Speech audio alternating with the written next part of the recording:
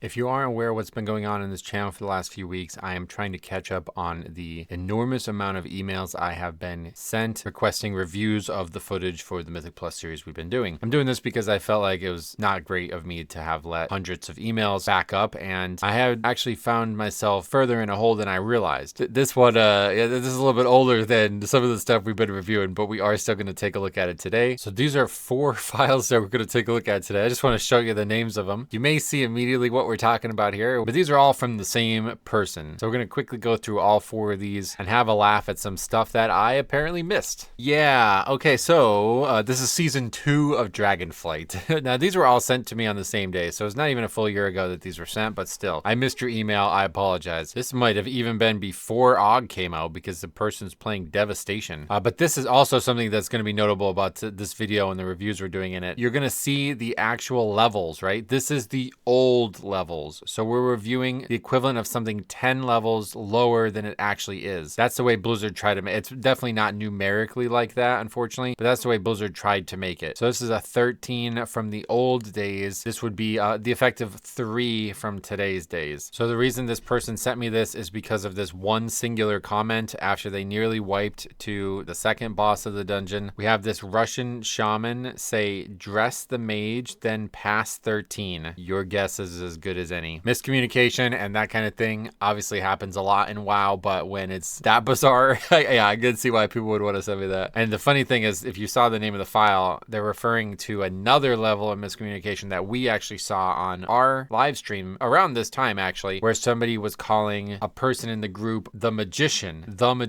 instead of the mage or something like that, and we cracked up about that on the stream. So this was probably around that same time. This is the 3rd boss now. Don't forget, deaths are not what they used to be. You still see 8 deaths there. This is not a problem at all back in the day. Nobody really cared about this in Dragonflight, especially because the timers are super lenient. We have again, the mage is now dead on this fight as well, and just like never takes the res, just sits dead. I mean, look, we're just gonna scroll through this, just sits dead the whole time. We're talking about like 5 some plus minutes going by here, just never takes the res. We got a follow-up comment from the shaman, who, by the way, leaves like an upgradable key even with this mage. They're still like on pace to upgrade this, I think. Russian resto shaman says, dress the magician, then pass 13 again. It's like the exact, I don't know, maybe it's some kind of macro or something. Then just types double question mark, play your own Warcraft. What I don't know. What does that mean? Play your own Warcraft. We're playing it. I love the response from the tank. Holy shit, we should have dressed the mage. So that was season 2. This is, everything else is season 3 now. All from the same person. We have Waycrest, a fan favorite. I never really liked it, and a lot of why I didn't like it is because of these narrow hallways and this kind of accidental aggro that happened a lot in this dungeon. We have a lot of really crazy clips from Waycrest. If you guys haven't seen those days, you definitely want to go back and take a look at the season 3 playlist. I think the season 3 playlist is the best content on this channel in terms of playlists, and a lot of it was a tall Dazar, but yeah, there's just so many good season 3 clips. Watch this. So we're gonna walk into the boss room. There's the tank. You see this guy Bodhi? All right, watch him backpedal or kind of just like shuffle. Everybody else just says, I don't care, and they just pull the boss without him, and then he leaves. But I don't know, that's how it's sent to me. Like, he leaves as somebody aggroes the boss here, which you don't really want to do because there's trash on the sides. You would want to pull that trash first. But I think this guy's leaving regardless. Like, what the hell is he doing? He's just sat here after this pack, and I don't know, maybe it's something to do with like the DPS chart. Who knows? You never know. These psychos over here just leaving keys for no reason. So this is an 11, so this would be the equivalent of like a 0, basically, like leaving a mythic 0, I guess, or maybe like a 2 or something. But yeah, I feel like this guy's gonna leave regardless. Like, just him backpedaling, and then like it almost is like instant by the time the boss, because like nobody even does really any damage to this boss. This guy's out of the party like the second the boss aggros. It's like, yeah,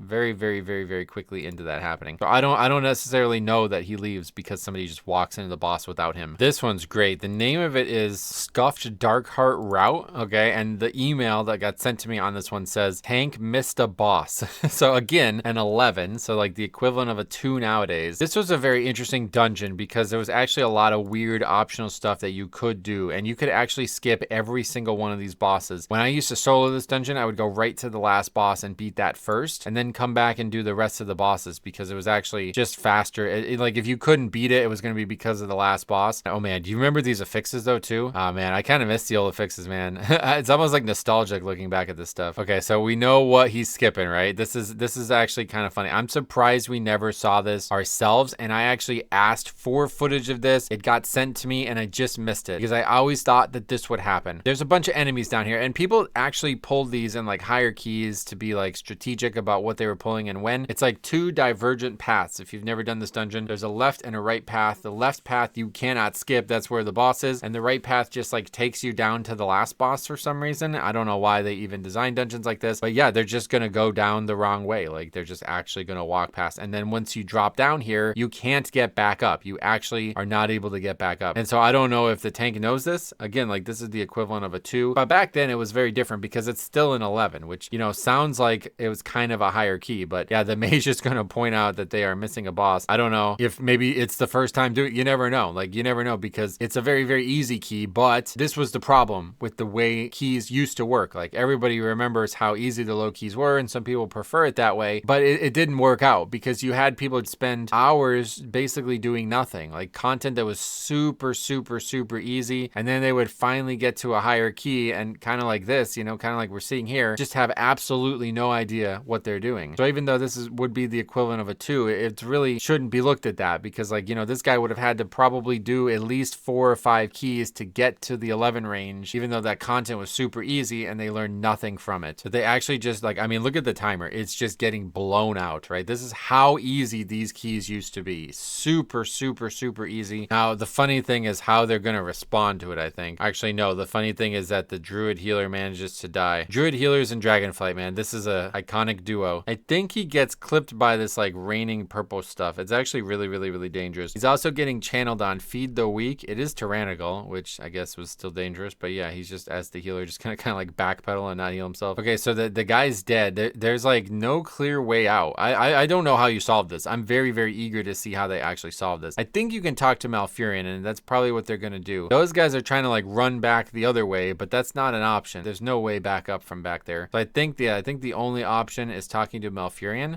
But I love that, yeah, the rogue's like, hey, we have one more boss. Like they have 10 plus minutes here. They're just gonna walk up this way. Okay. Yeah, the mage is gonna say, you can't go that way, I think. Yeah, no, I know. Yeah, you definitely can't go that way. Here they come back. They're coming back. They're on their way back. Yeah, that's just, oh, he's using Blessed Hammer for some reason. That doesn't help you. I love the shaman's comment. He says, I don't think this route is as efficient as you're planning it to be. Yeah, no, I don't think skipping a boss was a good idea. So we just sat here. Like, this is insane, right? Like, are they actually going to upgrade? Like, they may straight up not upgrade this at this point. Where is this tank? Some people talked to Malfurion and we went outside and came back, but we're just like sitting here. There's a lot of trash still too. And I think they're done on count. They're actually long done on count. They're at 100% count. So that is kind of crazy. Does that guy actually have a route that intended to skip this boss then? Like, how did you end up at 100% count in this dungeon like that? This was another problem with this dungeon. You pretty much start at the beginning of the dungeon. The checkpoints were horrendous. He is ultimately going to reach them. That is like 4 minutes of wasted time here. And now we're going to actually fight all this trash. But that is it. That shows you how easy these older keys were and this older like kind of keystone difficulty model was, right? We basically sat around for 4 minutes. We were out of combat for a significant period of time. Still an extremely comfortable upgrade, just out of combat for multiple minutes. I asked for video footage of that all season, and I guess I got it, and I didn't even realize it. That's kind of sad. Before we look at the last one, I also want to throw this one in. This is not from the same person, but this is another one that I remember looking at during the time, but it's just like too short to do a proper video on. But this is actually crazy, and it probably should have had its own video. So they are doing, again, Waycrest Manor. This is a 23, much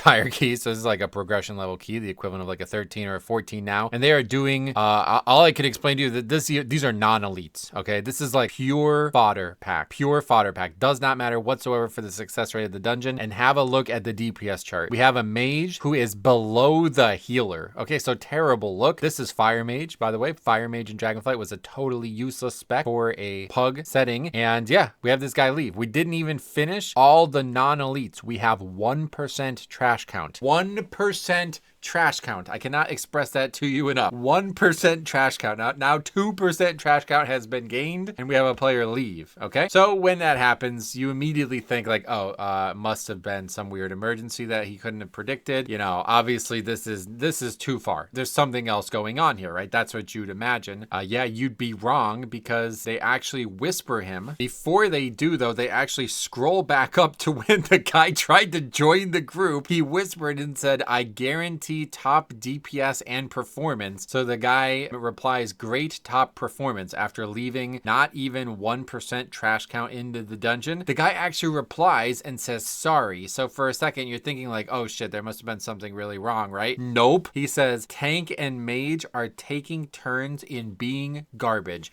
Brother, shut the fuck up. You're 30 seconds into the dungeon. Shut the fuck up. Like, honestly, what are you even saying? He says, I didn't even use cooldowns. That was Blade Storm only.